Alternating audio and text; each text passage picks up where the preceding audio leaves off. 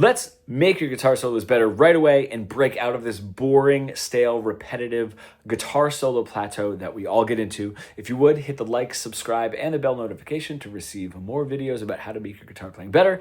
My name is Ryan Gaughan. I've been helping hundreds of guitar players over the last 21 years now break through this intermediate plateau and play more compelling guitar solos.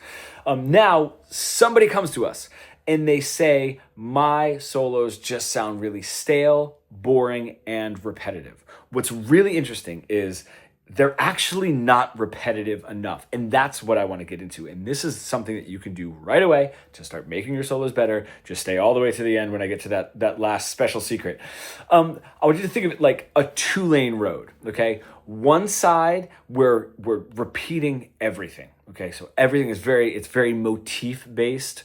And then the other side is just sort of chaotic. And there's times for that. There's times to just do, a run up the scale or some sweep picking or something that doesn't have melodic motif, right? Something a little bit over here.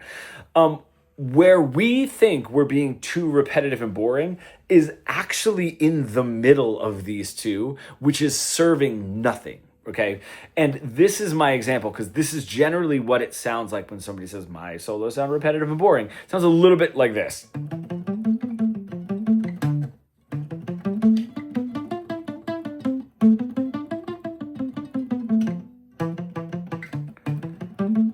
Right? Okay. Now, in our musical journey at that point where we are, that sounds repetitive to us because it's da da da da da da da da da da da da da.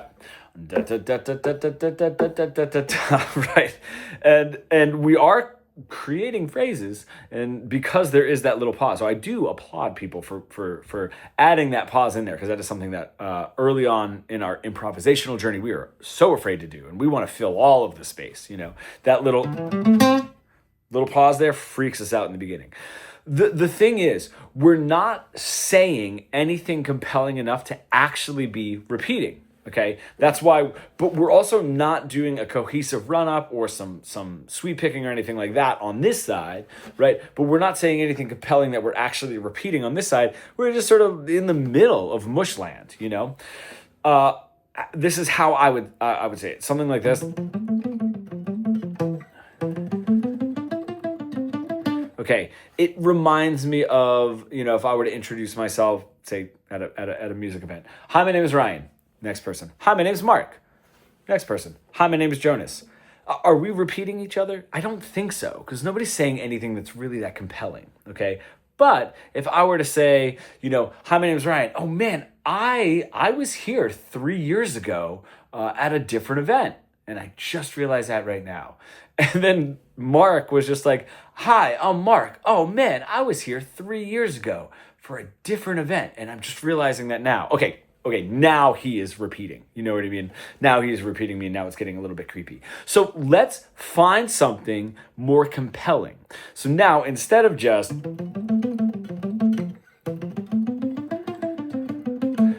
If I were to play...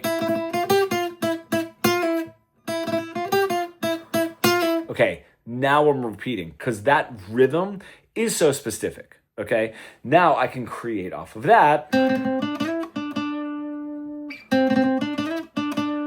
If I start putting these together, I have repeating motifs that move from one motif. All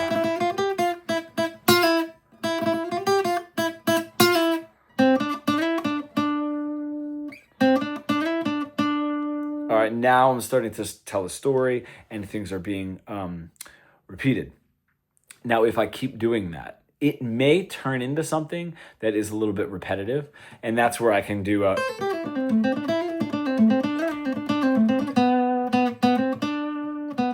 Then throw another motif in there. That's where I'm here, repeating motif, and then did a little, run down the scale, and then back to the motif, and I can go back and forth, and I'm not stuck in this middle ground because what I'm playing is compelling enough to repeat, okay? So that's what I want you to try. The best part too is when you get really good at creating a unique rhythm that you're going to repeat, that's the muscle in your brain that's really good at repeating.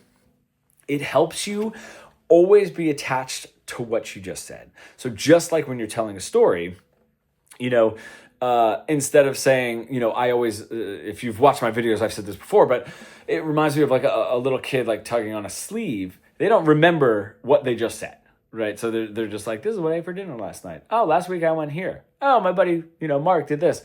And it's just like, there's no actual story. And that's because they're not thinking of what they just said. They're just moving through, okay? If you can really train what you just said by playing it absolutely verbatim, you know what I mean, if we're talking about like speaking, verbatim, that is going to strengthen that muscle. And that means now we can start even making changes.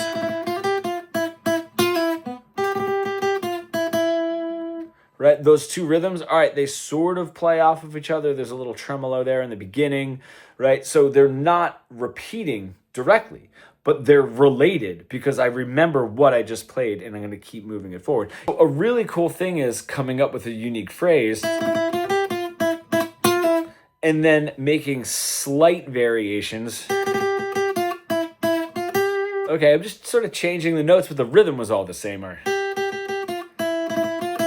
Right, that could be an answer to the first one because it's sort of a mirror rhythm, right? The slow, and then that sort of tremolo at the end of the lick rather than in the beginning. So we're making small changes. You could take this all the way back to,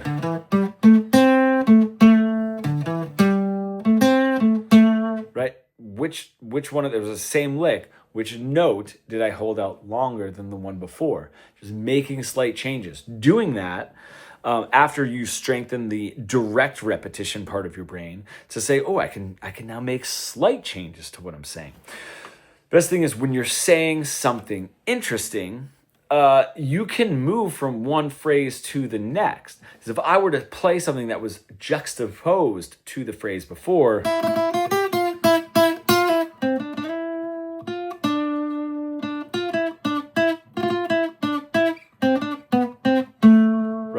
pretty easy, but nothing was really repeating except for that, right? But that was that was just, a double in one specific phrase of those four phrases. So now if I have something unique and then I play something completely different, those sound so different from each other that I can move a story forward. Right, because I'm in this lane. When I'm in the middle, right, what I think is repeating was,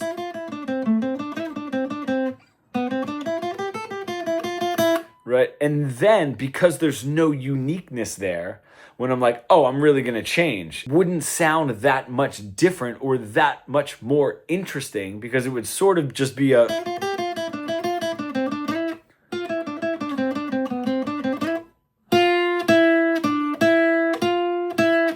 right? Neither one of those things is compelling. The first two phrases that were just the da da da da da da da da and then da da da da da, they're not compelling enough for it to be like, ooh, here's a new motif, Oh, these two were repeating.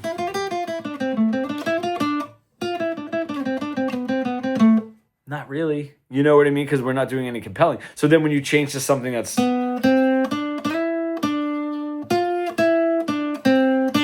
that's also not interesting enough to be like, oh, cool, here's a new motif.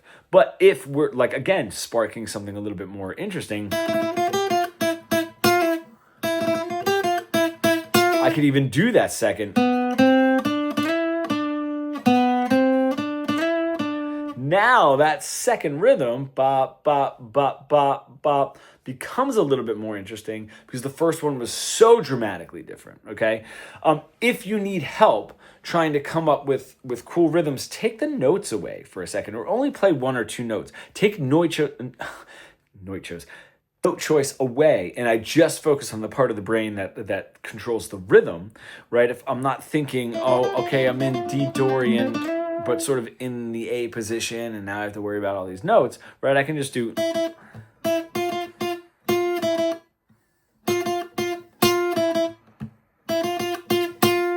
And if I want to focus on the rhythm, the best thing to do, you don't have to worry about ands and e's and ahs, of ones and whatever. Put on a metronome and just play notes, if you're sticking with one note, that are either on that metronome, if you tap your foot, on your foot tap, or not on your foot tap. And you want to mix them up. You don't want to have every note on the foot tap. You don't want to have every note not on the foot tap, right? So, ba-da, ba-da, ba-ba. Ba-da, ba-da, ba-ba.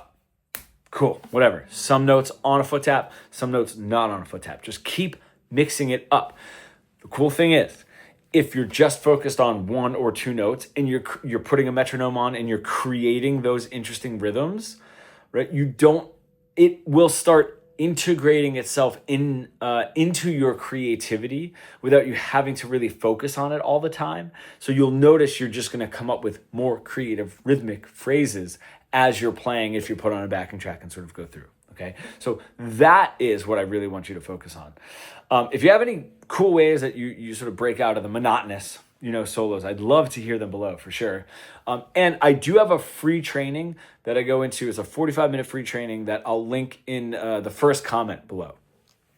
So you can see that, where I sort of dive into why we get stuck in this plateau, and really, really great ways to break out of it.